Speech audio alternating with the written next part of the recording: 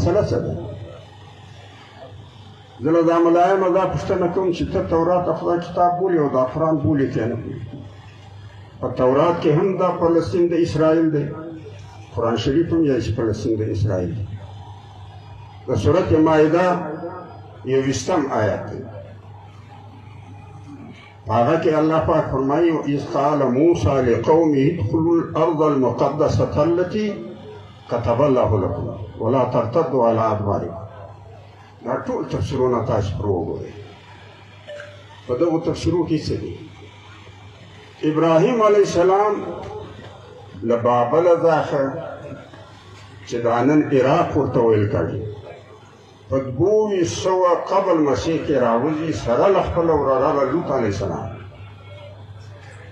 او په دغه فلسطین چې راګډلي الله وده ته وایي چې ته د لبنان د غره پر سړکه ودره چې ته کومه دا د نظر رسړي دغه ټوله خاوره ما ستا د اولاد لپاره مختصه کړې ده او بیا کتبه تاسو وګورئ. کتبه دا ټول تفسیرونه پکې موجود دي. دا جذباتي مجلسونه څه پایده لري چې پر غورځي است. دا ټول تفسیرونه وګورئ. په کتبه کې د عربو په ژبه کې چې د کتبه ټکی راشي نو یوه معنا یې ده فرضیت، لکه الله پاک فرمایي کتب علیکم الصیام، دا روزه ما پر تاسو فرض کړې ده. بله معنا یې ده حصه، یعنې ستاسې لپاره مې دغه حصه ښکاره کړې ده. لکه و میراث ته علم الفرائض ویل کېږي، یعنې هغه علم چې په هغه کې د میراثخورو ونډې ښکاره دي. کتبه په معنا د دستخط او د لیکلو سره هم دي. هغه مفسرین وایي چې په لوح محفوظ کې فلسطین د اسرائیل په نامه لیکلی دی، دستخط کړی دی. نو تاسې دا فالتو مجلسونه وایئ، دا روح المعانی ته نه لري، دا قرطبي ته نه لري، دا تمام تفاسیر له تا سره نه څه زه به یې درکړم که له تا سره نه څه. نو دا فالتو مجلسونه دا خلکو ته غلط مجلسونه دا څه معنا لري؟ دویمه خبره دا ده چې د فلسطین مسله څه ده؟ حضرت عمر رضی الله تعالی عنہ فلسطین فتح کړی دی په 14 یا 15 هجري کې. دا پر فلسطین باندې بازنطین حکومت دی چې هغه عیسائی دی. د عیسایانو او د یهودیانو د عیسی علیه السلام زمانې څخه فلکېدنګه ده، ولې چې د عیسی علیه السلام یهودو پانسۍ کړی دی. دا د پانسۍ غږ یهود پورته کړی دی. له هغه وخته د عیسایانو او د یهودیانو جنګ دی. لہذا د عیسایانو حاکمیت دی پر فلسطین باندې او د عیسایانو اسقف دا مطالبه کوي چې حضرت عمر رضی الله تعالی عنہ د رایې له ورسره معاهده وکړي او چې څه وخت دی معاهده ورسره کوي. دا د عیسایانو مطالبه ده چې ته به یهودیان په استوګه و فلسطین ته نه راکړې. دولې هغه خو صحیح پر لیکن چې څه وخت د دوی د عبادت ځای حضرت عمر رضی الله تعالی عنہ ولي چې عیسایانو ګن پکښې اچاوه.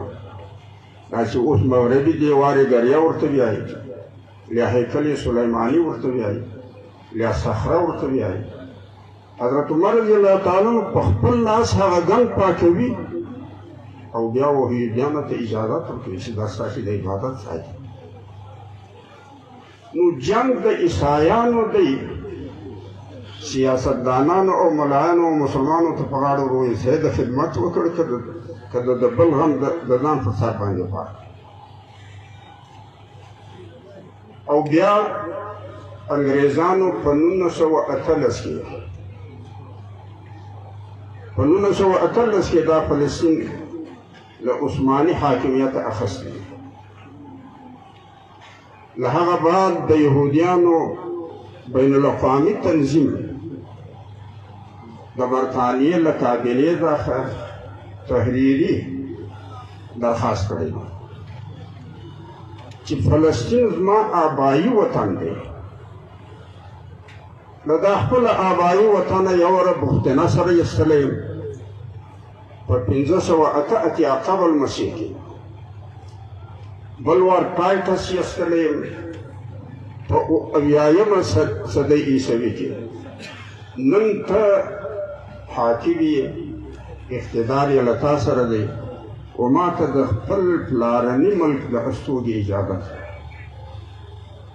په دا وخت کې د انګریزانو وزیر خارجه بالفور دی او هغه د خط ورلېږي چې ستا درخواست په کابینه کې منظور دی او تاسې په خپل آبایي وطن کې استوګه اختیارولی شئ.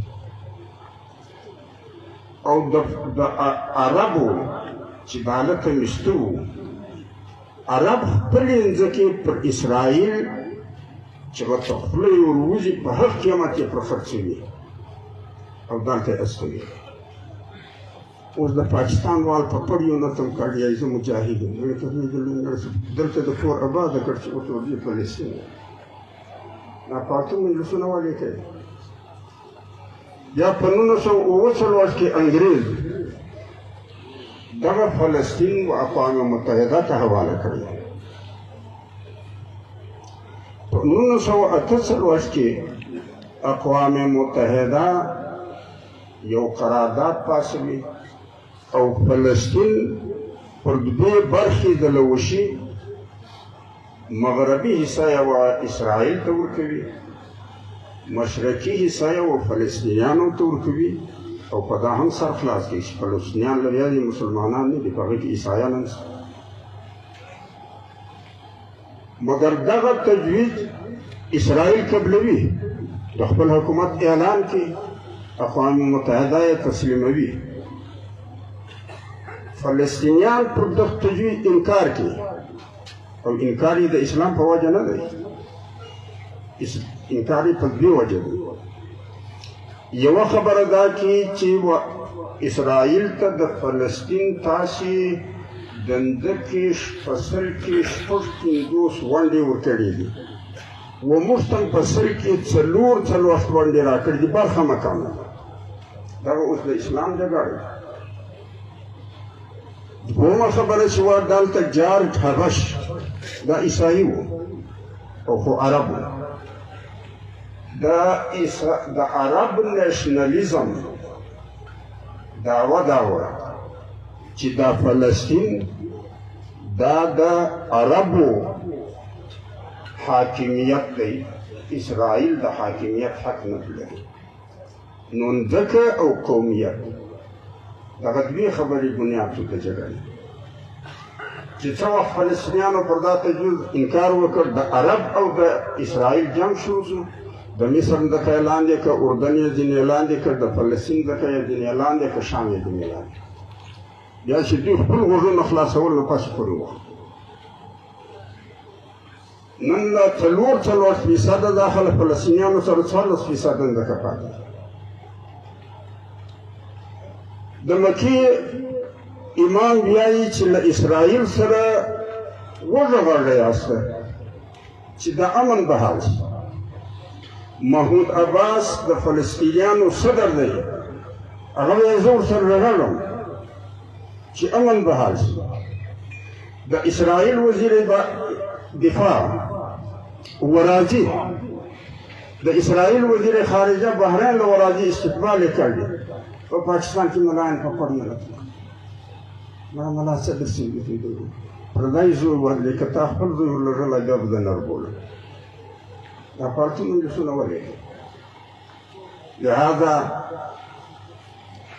له هغه بعد په 1968 کې بیا مرکه وشوه د اسرائیل او د عرب. خو بیا د 48 پر قرارداد باندې زور ورکړي د فلسطینیانو حکومت رو قایم کړي چې اوس د حکومت قایم کړی وای پر دغه 4% باندې. باچهي بې خپله وه، کرنسي بې خپله وه، شناختي کارت بې خپل و، پاسپورټ بې خپل و، د د نورې ځمکې یې دعوه ساتلی د هغه کره بړ هم دعوت ورته سوی لهذا ما به ټوله سیاستدان او ملایانو ته ګزارش دا وي چې دا خلک تاسو ته غوږ نشي د دغو غولېدل نه دي حق پوهېدل یې حق خو نه وایي ما زه د دې ټولو سیاسي جماعتو او لیډرانو